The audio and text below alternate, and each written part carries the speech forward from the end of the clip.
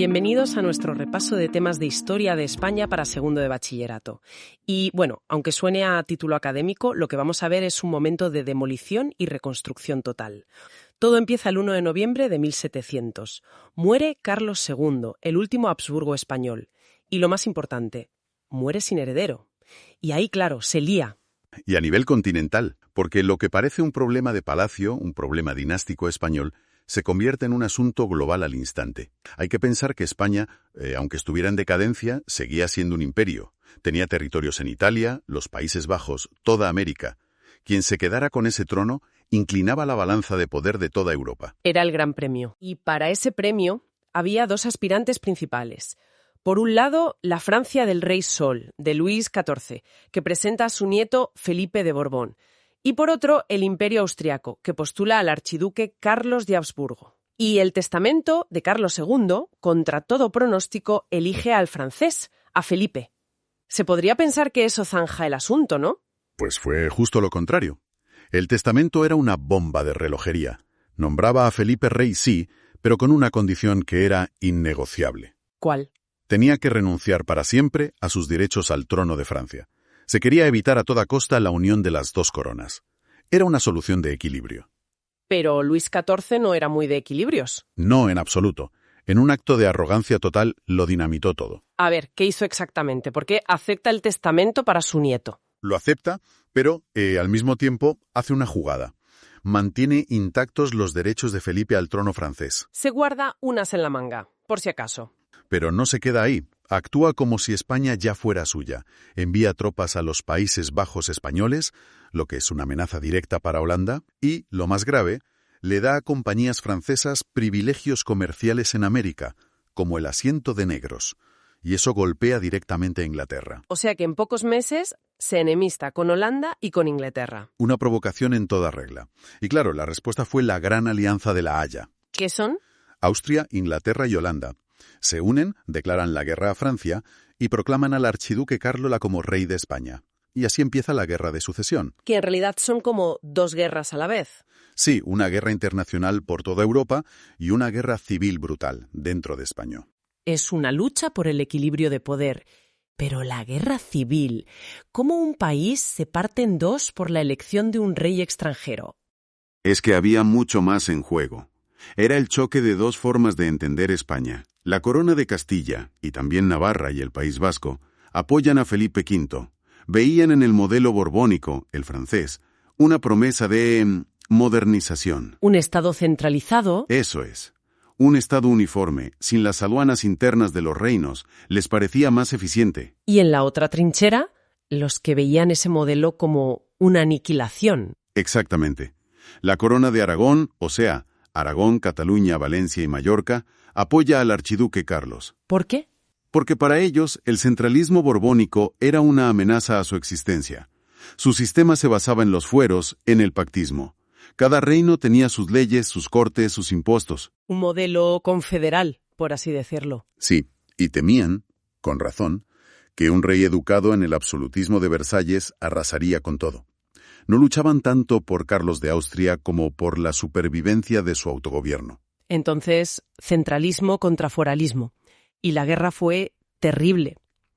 Hay un momento clave que es la batalla de Almansa, en 1707. Almansa es un punto de no retorno. Es una victoria aplastante de los borbónicos.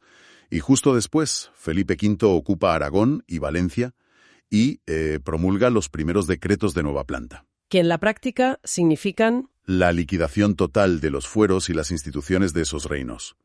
Es la confirmación de sus peores miedos y un aviso muy claro para Cataluña de lo que le esperaba. Y sin embargo, el final de la guerra no se decide ahí. No, se decide en Viena.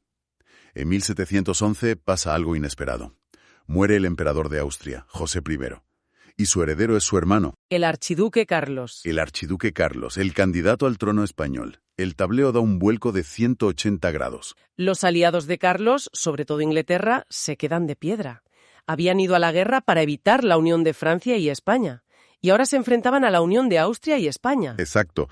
Sería como resucitar el imperio de Carlos V, un poder inmenso. Y de repente Felipe V les pareció el mal menor. Así que abandonan al archiduque, lo dejan solo y empiezan a negociar la paz con Francia. La guerra internacional estaba acabada. Pero en España no. La resistencia siguió en Cataluña. Barcelona aguantó un asedio terrible más de un año. La ciudad cayó finalmente el 11 de septiembre de 1714. Una fecha que sigue siendo muy simbólica. Un año después cayeron Mallorca e Ibiza. Y la guerra por fin terminó.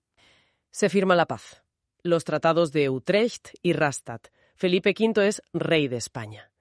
Parece una victoria, pero el precio fue descomunal. España, para que se reconociera a su rey, tuvo que ceder todo su imperio europeo. Flandes, Italia. Todo. Flandes, Milán, Nápoles, Cerdeña.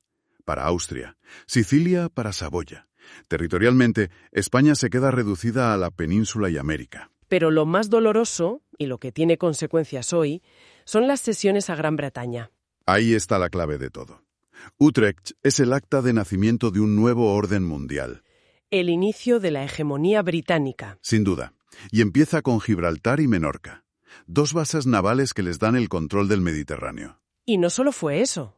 Hubo concesiones económicas que fueron aún más letales. Sí, el asiento de negros y el navío de permiso. Suenan a cosa pequeña, pero fueron una bomba económica. El asiento es el monopolio del comercio de esclavos. Pero también era una licencia para que Gran Bretaña creara una red comercial y de espionaje dentro del Imperio Español. ¿Y el navío de permiso? En teoría era un solo barco al año. En la práctica, fue la excusa para un contrabando a escala industrial. Fue la palanca con la que Gran Bretaña reventó el monopolio español desde dentro. Felipe V gana la guerra en España, pero el gran vencedor es Inglaterra.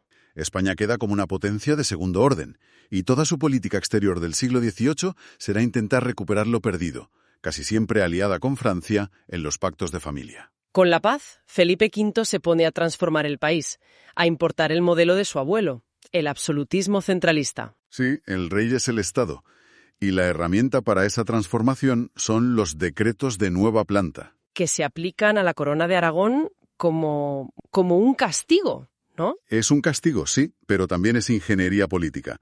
Se liquida todo el sistema institucional de Aragón, Valencia, Cataluña y Mallorca. Fueros, Cortes, la Generalitat. En su lugar se impone un capitán general, que es la máxima autoridad. Se crean audiencias para aplicar las leyes de Castilla y se introduce la figura del intendente, que es un funcionario de estilo francés para recaudar impuestos. O sea, se impone el modelo castellano a todos. A todos los que perdieron la guerra. Navarra y el País Vasco conservan sus fueros por su lealtad a los Borbones. Desecharon el viejo sistema de los Austrias y pusieron uno nuevo, centralizado, manejado desde Madrid. Y para manejarlo, también cambiaron la administración central. Se suprimen casi todos los consejos de los Austrias. El único que queda con poder es el de Castilla, y se crean las secretarías de despacho, Estado, Guerra, Marina, Hacienda, el origen de los ministerios actuales. Un sistema mucho más ágil, pensado para el control directo del rey. La figura de Felipe V me parece fascinante. Es el rey con el reinado más largo de la historia de España. Pero a la vez, era una persona muy inestable. Sufrió profundas depresiones, tenía fases de euforia y fases de apatía total en las que se negaba a salir de la cama durante meses. Entonces, ¿quién gobernaba? Pues sus ministros y sobre todo su segunda esposa, la formidable Isabel de Farnesio. Ella fue la que realmente gobernó durante largos periodos. Y bajo su reinado se funda la Real Academia Española. Se construye el Palacio de la Granja. Porque la maquinaria del Estado absolutista ya funcionaba. Y además Isabel de Farnesio tenía una energía y una ambición desbordantes. A la muerte de Felipe V le sucede su hijo Fernando VI. Un cambio radical. Si el lema de Felipe V fue guerra y reformas, el de Fernando VI fue paz y administración. Su obsesión era la neutralidad. Sí, sacó a España de todas las guerras europeas. Quería centrarse en la reconstrucción interna, en sanear la hacienda. Y para eso se rodeó de ministros muy capaces, como el marqués de la Ensenada. Y Ensenada intenta una reforma fiscal revolucionaria. Sí, quería que todos pagaran impuestos según su riqueza, incluidos los nobles y el clero. Una idea radical. Y para llevarla a cabo emprendió un proyecto faraónico, el catastro de Ensenada. ¿Qué era exactamente? Pues una especie de censo y Google Maps del siglo XVIII. Mandó funcionarios a cada pueblo de Castilla a preguntar a cada familia qué tenían, cuántas gallinas, cuántos olivos. Me imagino la resistencia de la gente. Fue brutal. La picaresca, el ocultar datos. Pero el problema no fue ese.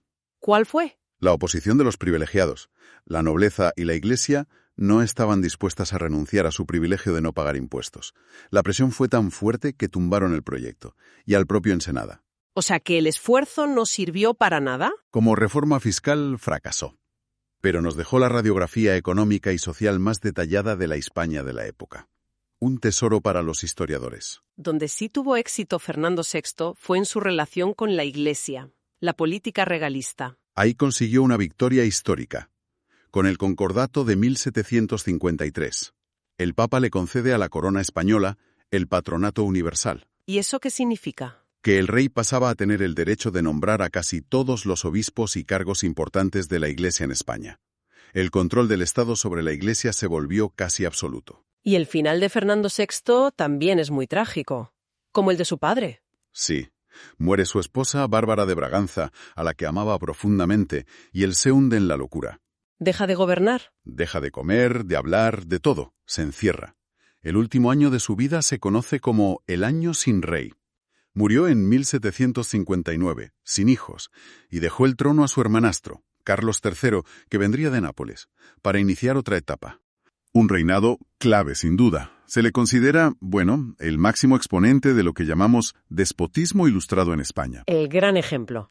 Llega al trono en 1759, pero ojo, no es un monarca sin experiencia. No, para nada. De hecho, ha reinado durante casi 25 años en Nápoles. O sea que no aterriza en Madrid a ver qué se encuentra, ya viene con un plan de acción bajo el brazo. Esa experiencia es fundamental. Le permite llegar con un programa reformista muy claro, con las ideas ya maduradas. ¿Y qué tipo de país se encuentra? ¿Con qué España se topa? Una España que por fin está despertando. Sale de una crisis larguísima y que en el siglo XVIII empieza a experimentar un crecimiento notable. La demografía es un buen indicador de eso, ¿no? El mejor. La población pasa de unos 7,5 millones a más de 10,5 millones a finales de siglo. Es un salto enorme. Un crecimiento que imagino que no sería uniforme en todo el territorio. No, en absoluto. Se concentra sobre todo en la periferia y, por supuesto, en Madrid. Y claro, este aumento genera nuevas necesidades, más presión. Y es ahí donde las reformas tienen que actuar. Ahí es. Es el caldo de cultivo perfecto para esas reformas. Y aquí encajará ese lema que todos hemos estudiado. Todo para el pueblo, pero sin el pueblo.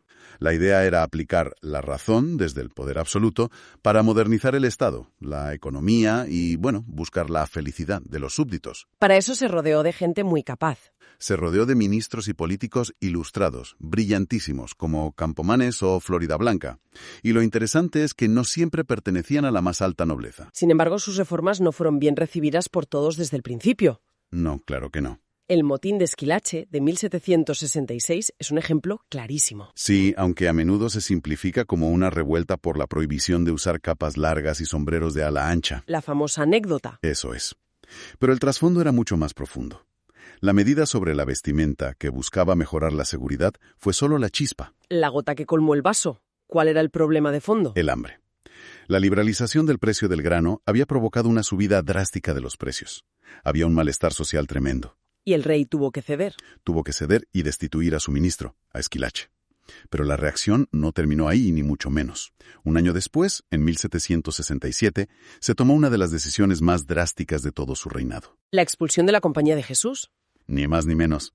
Se les acusó de instigar el motín. ¿Pero había pruebas de su culpabilidad? La verdad es que no hay ninguna certeza. Fue una acusación de conveniencia. Entonces, ¿cuál fue la verdadera razón? Pues fue una demostración de fuerza, una afirmación de poder.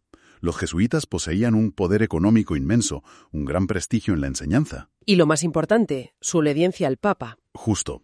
Profesaban un voto de obediencia directa al Papa por encima de su lealtad a la corona, y eso, para un rey absolutista e ilustrado, era intolerable. Era una forma de decir, aquí mando yo. Exacto.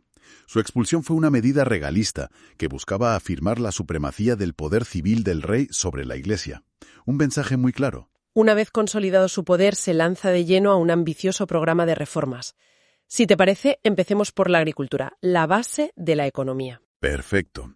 Y aquí es donde las reformas encontraron sus mayores límites. El gran problema era la estructura de la propiedad. Las manos muertas. Eso es.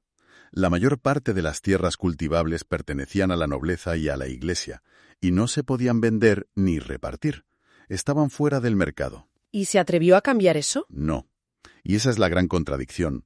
Se sugirió la necesidad de una reforma agraria, pero no se abordó la modificación de la propiedad. Era tocar los cimientos del sistema. ¿Y qué se hizo entonces? Pues se repartieron algunas tierras comunales sin cultivar, pero a menudo acabó en manos de las oligarquías locales. Porque los campesinos no tendrían capital para explotarlas. Claro, les faltaba el capital inicial. No tenían dinero para herramientas, para semillas. Pero sí hubo iniciativas importantes a pesar de todo. La más destacada, sin duda, fue la colonización de zonas despobladas de Sierra Morena. El proyecto de Pablo de Olavide. El mismo. Un proyecto increíble. Se trajeron miles de colonos españoles, alemanes y flamencos, a los que el Estado les proporcionaba todo lo necesario para empezar. De ahí nacen las nuevas poblaciones. Exacto, como la Carolina. Y también, algo muy importante, se limitaron los privilegios de la Mesta, la poderosa asociación de ganaderos, en favor de la agricultura. Pasemos a la industria y el comercio. ¿Qué se hizo para impulsarlos? Pues se actúa en varias frentes. Por un lado, el Estado creó las manufacturas reales. Para producir artículos de lujo, ¿no? Tapices, cristal. Eso es, porcelana. Y por otro, se estimuló la iniciativa privada. Una medida clave, que puede parecer simbólica, pero no lo es, fue la de declarar honrosos todos los oficios en 1783. Romper el prejuicio social contra el trabajo manual. Fundamental. Porque ese perjuicio frenaba la inversión. Y gracias a esto y a la liberalización frente a los gremios, el ambiente cambió. ¿Hubo alguna región que destacara especialmente? Cataluña. Vivió un despegue espectacular, sobre todo con la industria textil del algodón, las famosas indianas. La introducción de los primeros telares mecánicos fue clave ahí. Fue un paso fundamental, sí. El embrión de la revolución industrial en España. Y en el comercio, la gran reforma fue la liberalización del comercio con América. Se acabó el monopolio de Cádiz. Se acabó ese embudo. En 1778, un decreto amplió el libre comercio colonial a numerosos puertos españoles. Me imagino el impulso que supuso para ciudades como Barcelona. Un impulso enorme. Estimuló muchísimo el comercio y de rebote la industria. También se impulsó la construcción naval en astilleros como los de Cádiz, el Ferrol y Cartagena. Y para financiar todo esto, y también difundir las nuevas ideas, se crearon dos herramientas. Para la Hacienda se emitieron los vales reales. Una especie de deuda pública. Sí, y que funcionó como un precedente del papel moneda.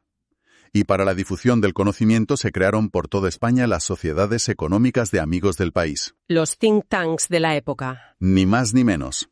Centros de pensamiento ilustrado que estudiaban los problemas locales y proponían mejoras. Dando un giro al plano internacional, Carlos III abandona la neutralidad de su predecesor. Sí, de forma decidida.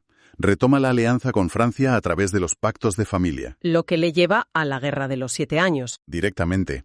Y ahí, España perdió Florida frente a Gran Bretaña. ¿Pero hubo una oportunidad para el desquite? La hubo, sí. La Guerra de Independencia de las 13 colonias. Es curioso, ¿no? Una monarquía absoluta ayudando a unos rebeldes a independizarse. Es una de las grandes paradojas, pero el enemigo común, Gran Bretaña, pesaba más. Y la jugada salió bien. ¿Se recuperaron territorios? Por el Tratado de Versalles, España recuperó Florida y Menorca. Gibraltar no, pero fue un éxito importante. ¿Y mientras, en el Imperio americano, qué sucedía? Pues que vivió una etapa de prosperidad, la población crecía, el comercio también, y hubo una reorganización administrativa importante. ¿Se crearon nuevos virreinatos? Exacto, para gestionar mejor esos territorios inmensos. Se creó el Virreinato de Nueva Granada y el del Río de la Plata. Muchas gracias por acompañarnos en este análisis.